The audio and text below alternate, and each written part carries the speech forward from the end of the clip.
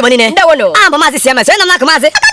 Otu a ka ọ dị. N'ụbọchị nketa, anyị na-ewetara Igbo CNN. Anyị nọ n'ime deep inside the forest, very very deep inside the forest. Na-ewetara n'akụ nketa, gwagazienụ ntị ma nụ n'isiokwu anyị. Enweela utility coin ọhụrụ batara n'obodo a na-akpọ Tatcoin.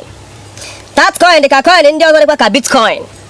Emekwara ka anyị mara na Tatcoin nke nọ na agbụrụ Abit Network bara ọtụtụ uru dịgasị iche iche ndị dịka iji ya azụ ahịa n'ọtụtụ Abit platform niile dị iche iche nke gụnyere Abit Crowd, Abit Trader, Abit Reps, Abit Go, Abit Play, Abit Farm, Abit Pay, Abit Discount Shoppers, Abit Charity, Abit Skill Smart, yana College Situation. Mgbe anyị gara ịgba onye isi Abit Network, onye nke hụrụ maka nkepụta Tatcoin ajụjụ ọnụ, onye nke aha ya bụ Maazị Gayas Chibueze, o mere ka anyị mara na ihe a na-ere Tatcoin bụ 3 cents, nke pụtara 11 naira n'ego Igbo.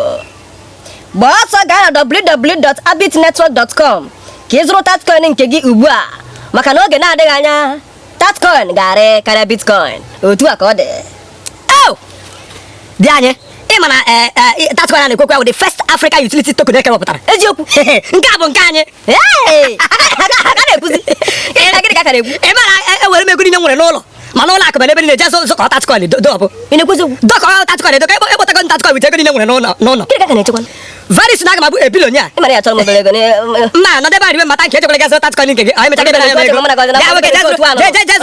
Jezo Tatcoin nke gị. Chineke mara ihe, Chineke dị mma, adị mma, Chineke Tatcoin, Chineke dị mma, adị mma, Chineke dị mma, adị mma, Chineke dị mma, adị mma, Chineke dị mma.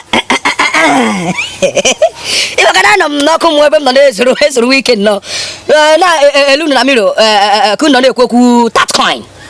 Maka na ya dịka investment m na-achọrị kemgbe onye opportunity m na-achọ akwụ si dị nọ 3 cents. 3 cents.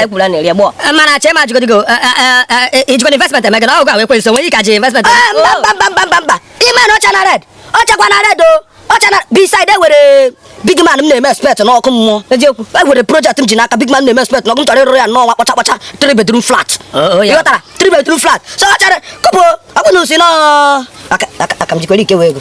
Cheke nsogbu dịkwa.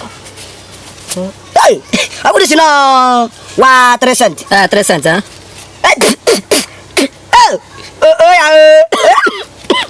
Abaduru ego anyị ha unu were ha gotere m Tatcoin. Mba dị Ọ sị ga-egotekwara ya? Ana egotere m Tatcoin.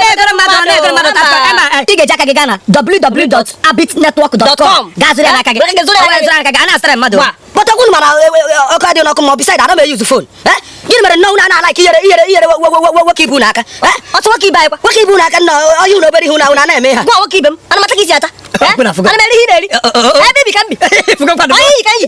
Mana ihe na-ekwu ebe a biko. Nwoke ibe gị. Nwoke ibe gị. Ọkụ unu si chọọ ya. Ọnụ ọkụ unu si chọọ ya. Ya ọkụ unu si chọọ ya. Nwoke were fon mmadụ. Aka sị nwoke were fon. Kedu mgbe onye bidoro ozugbo ori biko?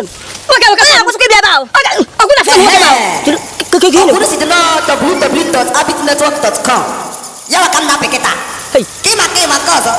Chebe obe fon go. Maka na fon ahụ gobe nke m. Nna ka anyị. Ka isi banye jide fon. Ya jide fon.